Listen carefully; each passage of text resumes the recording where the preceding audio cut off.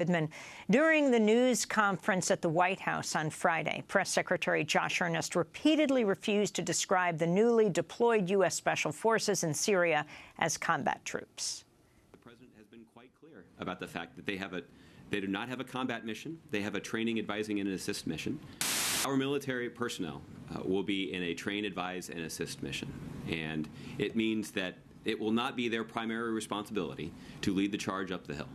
This is a mission to support the efforts of moderate opposition fighters on the ground as they take the fight to ISIL in their own country. That is what they're trying to do, to offer training, to offer advice, and to offer assistance.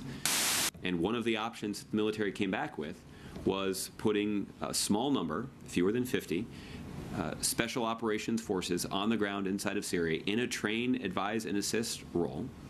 The President of the United States delivered a televised address in prime time on September 10th of 2014, where he made clear that there would be U.S. military personnel on the ground in the region in a train, advise, and assist capacity to build up local forces.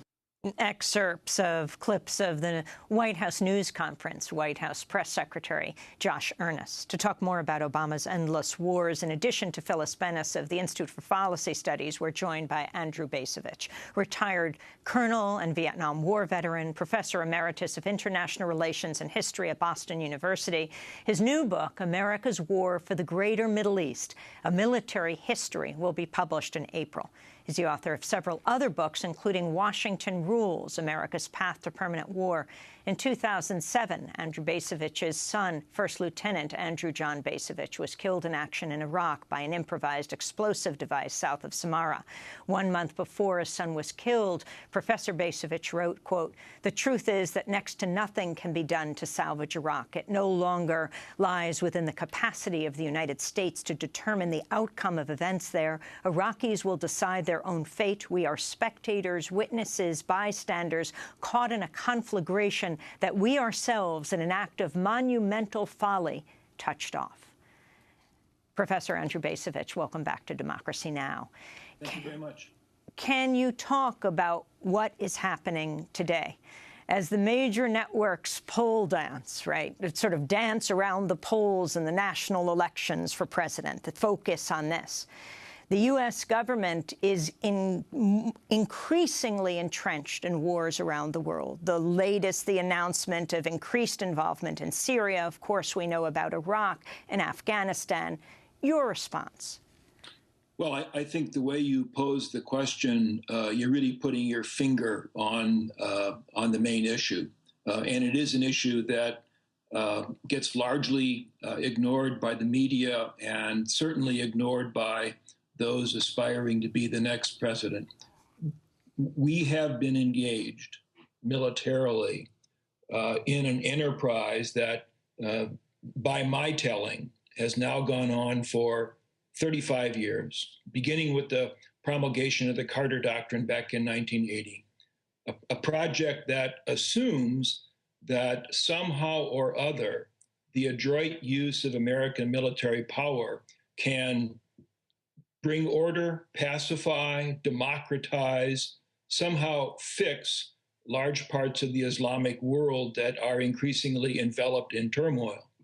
And yet, when we look at U.S. military actions across this entire span of time, what we see is that however great U.S. military power may be, it does not suffice to achieve those objectives that our leaders claim they seek to achieve. And I think that the present moment in the Obama administration is simply a further affirmation of that larger point.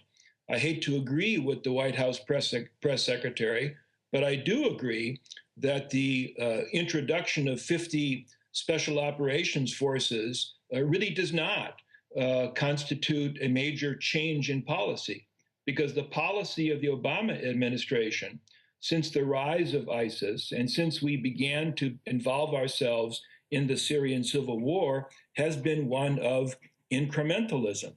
Earlier, you played that clip of the president warning against mission creep. His policy has been one of mission creep. And the likelihood that the introduction of a handful of dozen of U.S. soldiers, regardless of how skillful they are, the likelihood of that making any meaningful difference in the course of events is just about nil.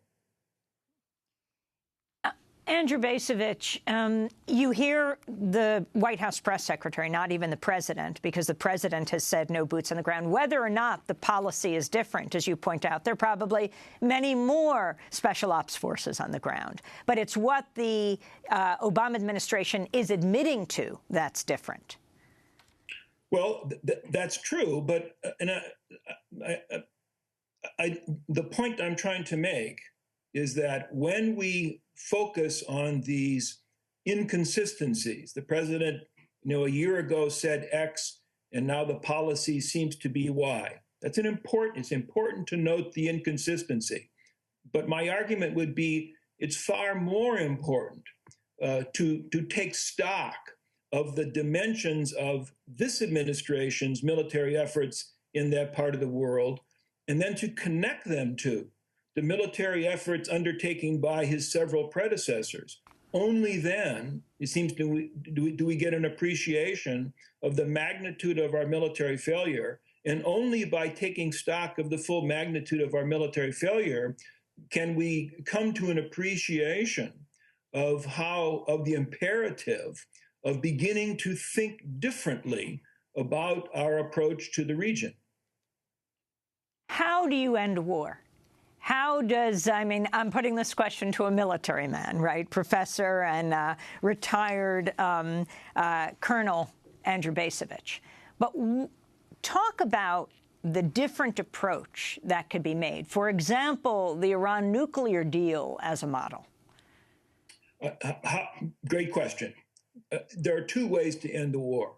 The one way is to win it. And here is where I'm again taking issue with the president's incrementalism.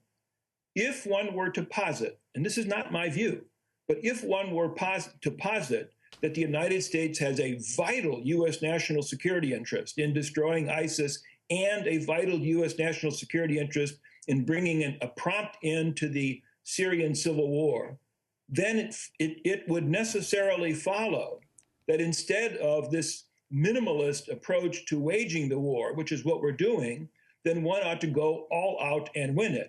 Make it a big war. And yes, make it a big war, understanding that if we look at the consequences that followed the 2003 invasion of Iraq, a big war will once again, almost assuredly, lead to unintended and undesired consequences. But if this is an important thing, one way you end the war is to go win it.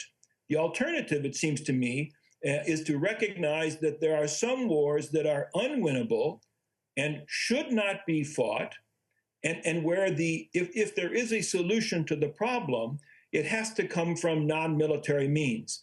The president has repeatedly, as president, argued that he has no desire to see this country perpetually engaged in war.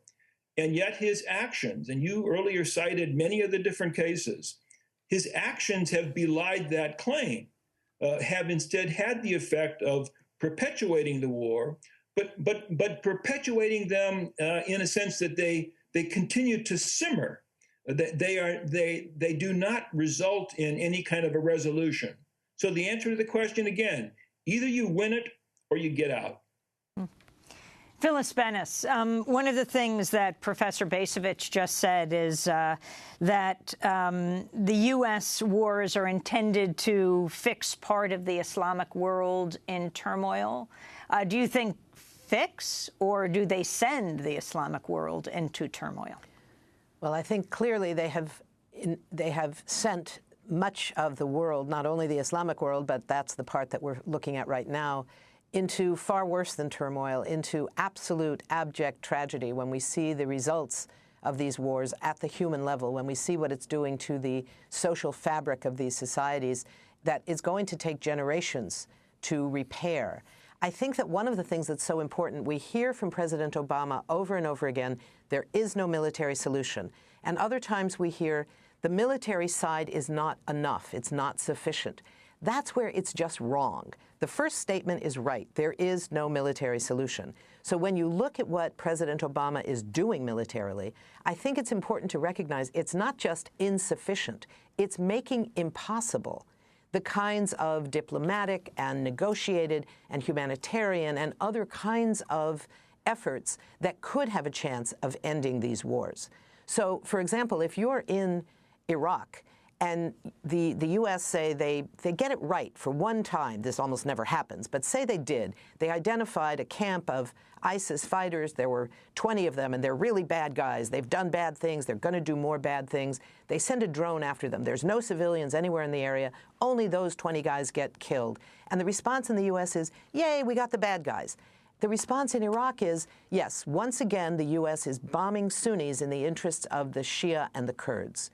And then you have those in the Sunni community that used to be in the military who lost their positions when the U.S. destroyed the Iraqi military in 2003. You have the leaders of the Sunni militias who are looking for some way to challenge this incredibly sectarian Shia-dominated government that the U.S. has now put in power, is paying and arming. So you have these scenarios where everything the U.S. does militarily is not only insufficient to end the war, it prevents those things that could have a possibility of winding down and ultimately ending this set of interrelated wars. There are now 8 wars being fought in Syria, all to the last Syrian. There are wars between Iran and Saudi Arabia, wars between the U.S. and Russia. There's a host of wars being fought. But those on the ground, the people of Syria, are the ones paying the price. And all of these U.S. military actions are making it impossible to do the other things that might make possible an end to this war. Andrew Bacevich in Afghanistan, the longest war in U.S. history that President Obama has just promised to make much longer by reversing the withdrawal. The Taliban control more of the country of Afghanistan than they did when the U.S. first attacked in 2001. And at the same time, you have the Taliban, who is avowed enemies of the Islamic State. Exactly. You know, Phyllis and I have appeared on a few panels from time to time, and I have to say we've frequently disagreed, but I agree 100% with everything that she just said. To say that American decision makers have sought to fix, and I use that term in quotes, parts of the Islamic world where they intervened, whatever their intentions, the consequences have almost without exception been catastrophic. You know,